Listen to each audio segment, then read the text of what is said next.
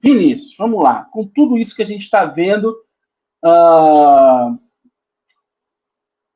e de fato uma escala que está aumentando, afinal de contas, o Irã não somente contra-atacou Israel, como atacou bases militares em outros 6 países do Oriente Médio. O que esperar? Eu sinceramente acho o objetivo, né, dos Estados Unidos e de Israel, obviamente, é desmilitarizar o Irã, enfim, e interromper todo esse programa nuclear para poder. Estados Unidos, obviamente, por conta de petróleo, né? É desde muito tempo mesmo a mesma questão, a mesma influência no Oriente Médio. Tá com Venezuela também pelo mesmo motivo, né? A gente não tem uma política externa muito mais agressiva agora por conta do Trump, né? Agora, Israel aumentar também sua área de influência no Oriente Médio desde sempre, com essa mesma política sionista de expansão, o mesmo discurso de defesa dos israelenses, que tem seu espaço violado ou ameaçado pela existência de outras pessoas ao redor, né? O Irã, acho que, pelo que a gente tem até agora de notícias e tal, não tem capacidade para poder fazer frente a essa guerra. Eu sinceramente não sei quanto tempo isso vai durar e em que momento que o Irã pode aceitar as sanções aí, as condições, né, impostas à força pelos Estados Unidos e por Israel para poder diminuir a fabricação de mísseis e o seu programa nuclear ou permitir a presença mais forte dos Estados Unidos na exploração do petróleo ali na região. Deixa eu fazer uma outra pergunta, né? Ainda sobre isso, mas falando agora do Laranjão. Depois que o ditador sequestrou o Maduro, né, lá na Venezuela, e agora com esse ataque infundado ainda durante negociações dos dois países, Estados Unidos e Irã. Por que, que o mundo, ou a ONU, ou algum ministro, algum Estado mais influente no mundo, não fala abertamente contra tudo isso? Aliás, Então, o acho Lula falou. Né? O é, Lula falou, o Lula foi contra. Mas o Brasil, por mais que tenha, por grande que seja, né, economicamente e tal, territorialmente, não tem a mesma influência de uma França, não tem a mesma influência de uma China, não tem influência de uma Rússia, não tem influência de uma Alemanha ou de um Reino Unido. Então, por que, uhum. que nenhum outro país fala abertamente contra isso? Cara, eu acho que a gente está vendo, assim, historicamente, no cenário internacional, desde o fim do socialismo, né, e tal, desde que a ONU foi criada lá no pós-guerra, acho que com esse processo mais recente de hegemonia dos Estados Unidos, dessa nova ordem mundial, como se dizia nos anos 90, né, essa nova ordem mundial, que é comandada por essa quase que super hegemonia dos norte-americanos, né, dos estadunidenses na política internacional, a gente vem vendo um esvaziamento, né, da ONU como espaço de decisão, como espaço de negociação, como espaço de mediação de conflitos internacionais, enfim, né? E o Trump ele faz questão de fazer isso de forma muito aberta, né? Muito, ele não tem meias palavras para dizer que, né? Não, não confia e não dá valor ao que a ONU, ao trabalho que pode ser feito na ONU como espaço de mediação de relações internacionais. Ele não quer isso, tanto que está criando, né, ou tentou criar, inclusive convidou o Brasil para fazer parte de uma nova aliança internacional, de um novo conjunto de nações internacionais, ao qual o O Brasil tal do, sabiamente o tal do Conselho de Paz, né? né, para lidar com as questões lá da Palestina, a qual o Brasil muito sabiamente, no meu entender, não aceitou.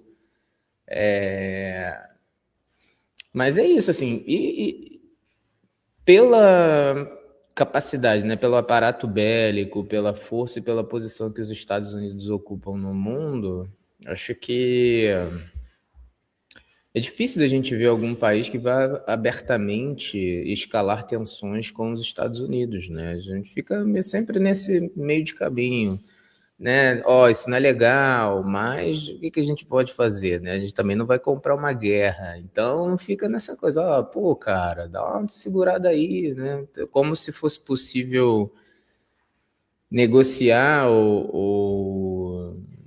Isso me lembra muito um contexto, fazendo aqui um paralelo histórico, que não é, obviamente, não é com as devidas características específicas, né, as características, devidas separações de momentos históricos, mas me lembra muito o momento pré-Segunda Guerra Mundial, onde o mundo já tinha vivido aquela experiência da Primeira Guerra, e aí a Alemanha, né, nazista, vinha, né, com aquela política do Hitler de expansão de territórios e as outras nações tentando, para evitar uma nova guerra, tentando negociar com alguém que não queria verdadeiramente negociar, né?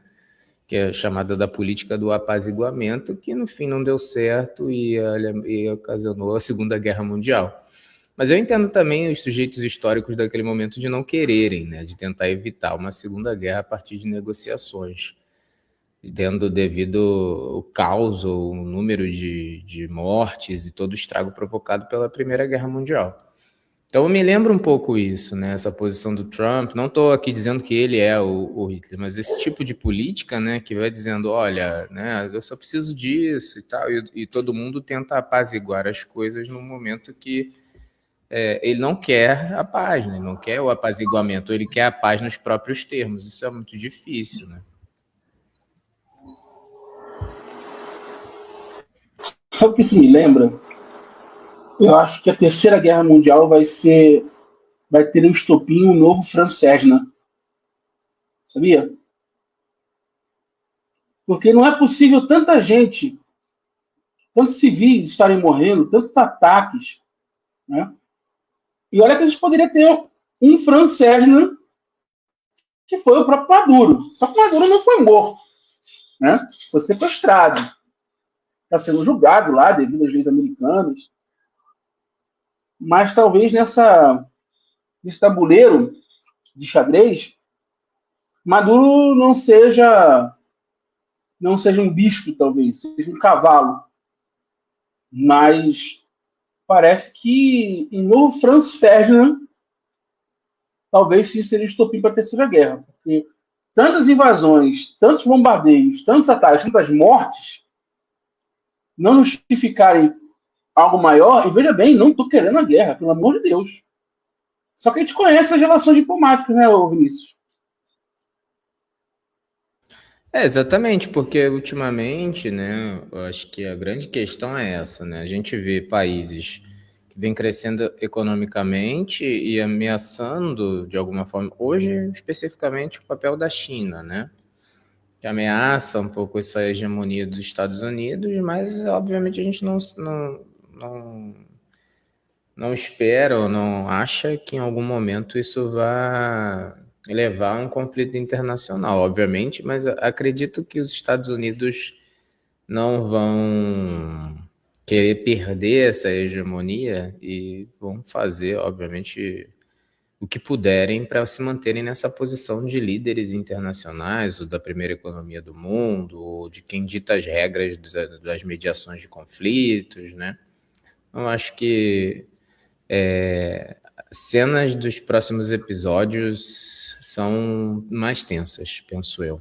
A depender, obviamente, do que acontecer nas próximas eleições dos Estados Unidos, mas acredito que isso não vai ser em termos de processo histórico, não acredito que, mesmo que a gente tenha, por exemplo, um presidente democrata, um cara que acredite na questão, né, do que o Trump vai chamar lá, né, do globalismo, do multilateralismo, mesmo que a gente tenha alguém, essa semente, né, essa coisa da ideia da hegemonia norte-americana, ou de um papel mais preponderante dos Estados Unidos, ela está lá, ela vai estar lá sempre, e em algum momento ela vai voltar, né?